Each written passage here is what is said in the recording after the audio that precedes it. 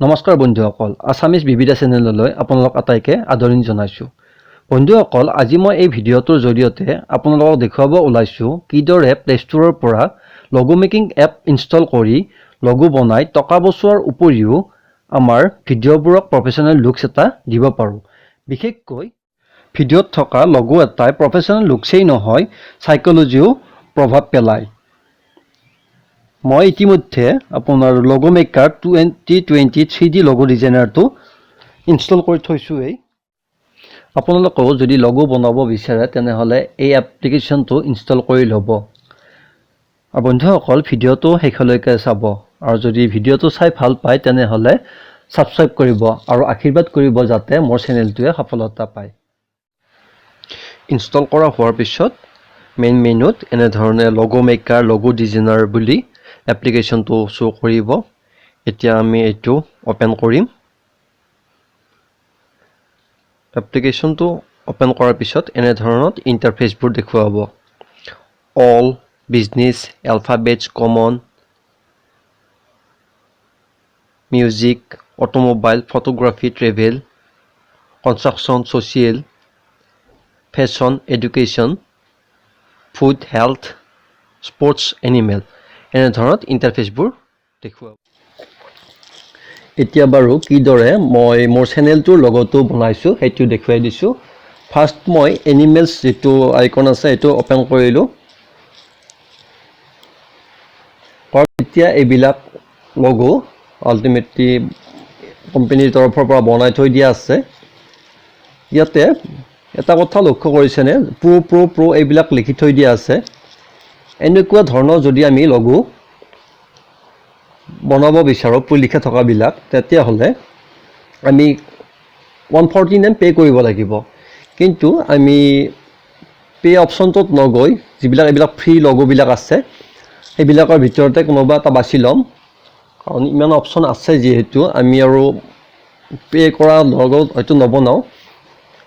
এতিয়া মই মোৰ চেনেলটোৰ কাৰণে মোৰ চেনেলটোৰ লগত সংগতি ৰাখি মই এনিমেলছৰ ভিতৰত গড়টো বাছি লৈছোঁ, কাৰণ অসমৰ জাতীয় যোনটো গড় তাত মোৰ চেনেলটোৰ নাম আছামিজ বিবিধা। চ' মই গড়টো বাছি লওঁ।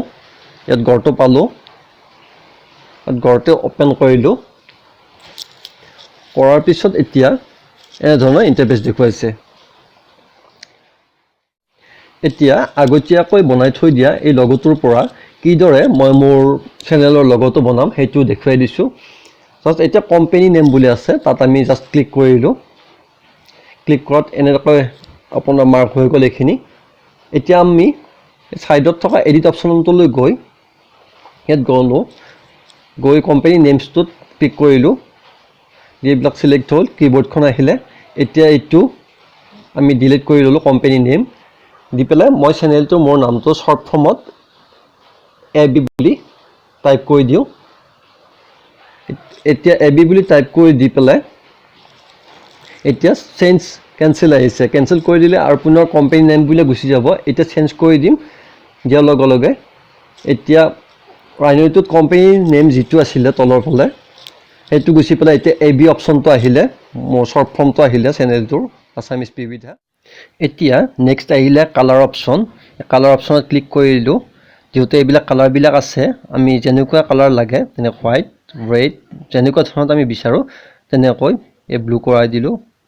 যেনেকুৱাকৈ ধৰণত লাগে তেনেকুৱাকৈ আমি ছেট কৰাব পাৰোঁ। মই বাৰু গ্ৰীণ অপশ্যনটো ৰাখিলোঁ মোৰ বাবে। দি পেলাই নেক্সট আহিলে আপোনাৰ টেক্সট চাইজ। টেক্সট চাইজটো ক্লিক কৰিলোঁ। ইয়াত 56 আছে, মই মোৰ চাইজটো বঢ়াই ল'ম টেক্সটৰ। এনেকুৱা ধৰণত অলপ বঢ়াই ল'লোঁ।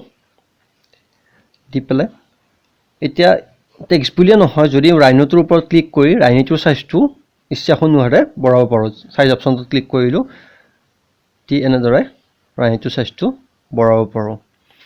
দি পেলাই ৰাইন'টোৰ ওপৰত ক্লিক কৰি পেলাই আমি যলৈকে ইচ্ছা তলৈকে মুভো কৰাব পাৰোঁ। এতিয়া টেক্সটখিনিও বাৰু মই ছেট কৰাই লওঁ। দি আপোনাৰ টেক্সট চাইজটো বঢ়াই দিওঁ অলপ। যেনে সেট কৰা হলো দি নেক্সট আহিলে আপোনাৰ ষ্টাইল এইটো লিখা আছে এএস ষ্টাইল এইটো ক্লিক কৰিলো দি পেলাই এনেকৈ নাম্বাৰ ৱাইজ এনেকৈ আছে এ বি এনে ধৰণত মোৰ আহিছে কোম্পানী নামটো এনেকৈ শৰ্ট ফৰ্মটো আপোনাৰ এনে ধৰণত 78 ইনবিল্ট ষ্টাইল আছে এতিয়া মই জাষ্ট দেখুৱাই দিছো নাম্বাৰ 1 টো দেখুৱাই দিলো আপোনাৰ এতিয়া ষ্টাইলটো এনেকুৱা হৈ গ'ল এতিয়া পুনৰ ধৰক কিবা এটা দেখুৱাই দিছো 12 নাম্বাৰটো দেখুৱাই দিছো যিহেতু এনেকৈ ষ্টাৰ মাৰ্ক টাইপ হৈ গৈছে এনেকৈ এবি এতিয়া বাৰু মই এটা সেট কৰাই লওঁ এতিয়া মই বাৰু নাম্বাৰ 3 টো মোৰ হিচাপত সেট কৰাই ললো মোৰ প্ৰয়োজন সাপেক্ষে ট্ৰান্সপাৰেন্সি ইয়াত 100 হৈ আছে এইটো কমাব পাৰি আপোনালোকে দেখিছে টেক্সটখিনি লাইট হৈ গৈছে মই বাৰু 100 তে সেট কৰাই থলো নেক্সট আহিলে আপোনাৰ rotate option এই rotate optionটোত ক্লিক কৰি টেক্সটখিনি আমি rotate কৰাব পাৰো অথবা ইচ্ছা অনুসাৰে আপোনাৰ ৰাইনোটো আমি rotate কৰাব এতিয়া আহিল স্পেচিং অপচন ইয়াতে গৈ পেলে আমি স্পেচ কম বেছি কৰিব পাৰো মানে টেক্সটখিনিৰ মাজত থকা গ্যাপছখিনি কম বেছি কৰাব পাৰো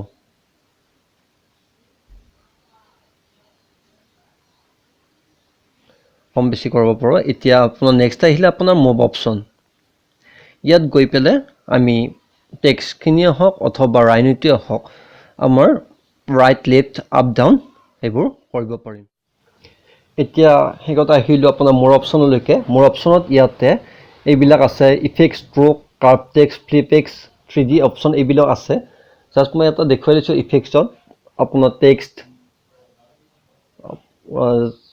এইবিলাক প্লেন টেক্সট এনেকুৱা ধৰত সেকেন্ডটো মই অপচনটো ক্লিক কৰাই দিলো যেটো দেখিছে টেক্সট বিলাক এনেকুৱা ধৰণত হৈ গৈছে বাৰু মই নকৰাও যেহেতু মই ষ্টাইলটো অলপ বেলেগকৈ বনাম এই কাৰণে আপোনাৰ লেফট হেণ্ডৰ সাইডৰ কা যেটো এৰো অপচন আছে সাইডৰ পিনে লেফট হেণ্ড সাইড এটো ক্লিক কৰাই দিলো যেতে আগৰ অপচনলৈকে আহি গল দি এতিয়া দেখুৱাই দিছো আপোনাৰ ব্যাকগ্ৰাউণ্ড যেটো ইয়েলো ব্যাকগ্ৰাউণ্ড আছে তাত এবাৰ জাস্ট ক্লিক কৰাই দিছো তেও তলত যিখিনি সেটিংস আছে হেবিলাক চেঞ্জ হৈ গৈছে text icon image busy means আপোনাৰ ব্যাকগ্ৰাউণ্ড ইয়াতে আপোনাৰ নতুনকৈ টেক্সট লিখিব লাগিলে আপোনাৰ এই অপচনটো আছে যে টেক্সট এই তাত টেক্সট লিখিব পাৰো আইকনস ইয়াত গৈ পেলাই এইবোৰ আইকন আছে আমি তাত ইনক্লুড কৰাব পাৰো আৰু মই নকৰাও ইয়াতো প্ৰো আছে প্ৰো বিলাক কৰিব নালাগে ফেটি আমি কৰাই লম এতিয়া ইয়াৰ পৰা ব্যাক কৰি ওলাই আহিলো দি আপোনাৰ ইমেজ এইবোৰ ইমেজত সেট কৰিলে আমাৰ গ্যালাৰীৰ ভিতৰত থকা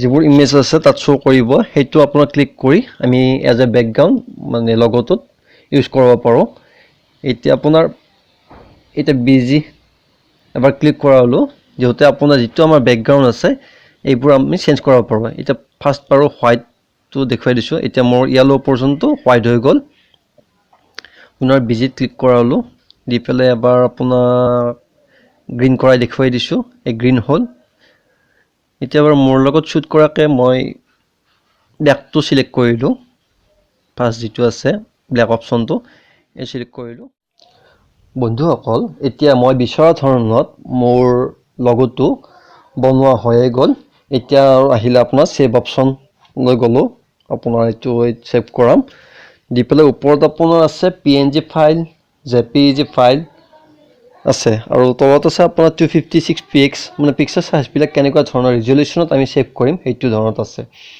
সাইডৰ ফালে আছে আপোনাৰ এইচডি মই পাৰো প্ৰথম পিএনজি ফাইলটোত গলো পিএনজি ফাইল মিনিং আপোনাৰ পোৰ্টেবল নেটৱৰ্ক গ্ৰাফিক তাত গলো দি পেলাই সাইডত আছে আপোনাৰ এইচডি ব্লু কালাৰ হৈ আছে আপোনাৰ এইচডি কৰাই ললো দি পেলাই আমি ডাউনলোড অপচনত জুৰি দিও ইয়াত ফটোখন যেটো আমাৰ লগতো বনাইছো এটো যাই পেলাই আপোনাৰ গ্যালাৰীত গৈ পেলাই সেভ হ'ব নেক্সট যদি আমি ব্লু ডটটো জেপিজি কৰাই দিও দি পেলাই আপোনাৰ এইচডি অপচনটোত গৈ পেলাই ডাউনলোড কৰাই দিও আমি জি হিচাপ তেনেকৈ ধৰণত কৰিব পাৰো কেৱল এইচডি অপচন কৰাই ললে 1000px কৰাব পাৰো কিন্তু এইচডি অপচন কৰালে এটাই প্ৰফিট আপোনাৰ পিকচাৰ কোৱালিটিটো বেছি বেটাৰ লাগিব